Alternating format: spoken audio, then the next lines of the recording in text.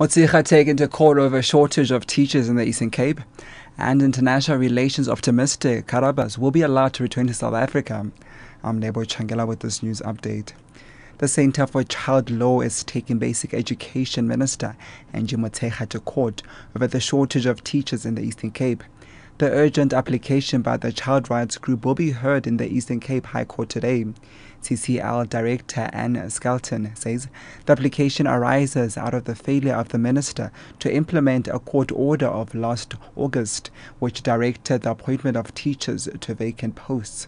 Schools and their governing bodies have joined the CCL application.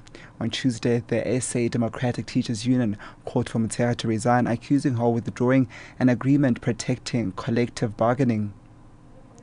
Deputy International Relations Minister Marius Fransman says he's cautiously optimistic that retired pediatric oncologist Cyril Karabas will be allowed to return to South Africa.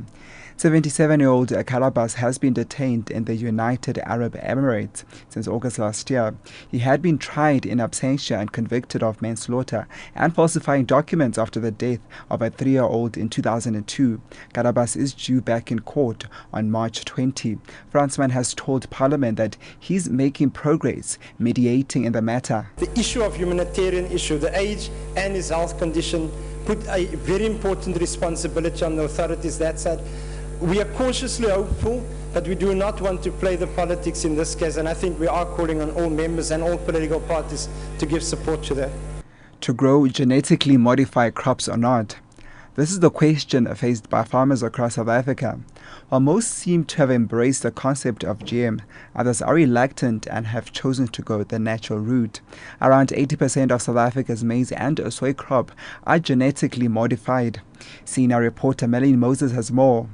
Motlatsi Musi grows GM crop. To me, it is the future. He's confident his maize is safe to eat and sells the produce to popcorn makers and street vendors. On average, he makes 34% more profit than he used to with conventional crop. On the flip side of the coin is KZN farmer Richard Haig. Non-GMOs are more responsible and have an element of social integrity. The big question is, do consumers have a choice? By law, GM food on our shelves should be labelled, but as we revealed this week, a tussle between government and companies over the wording of the law means this isn't being enforced. Melanie Moses, SABC News, Johannesburg.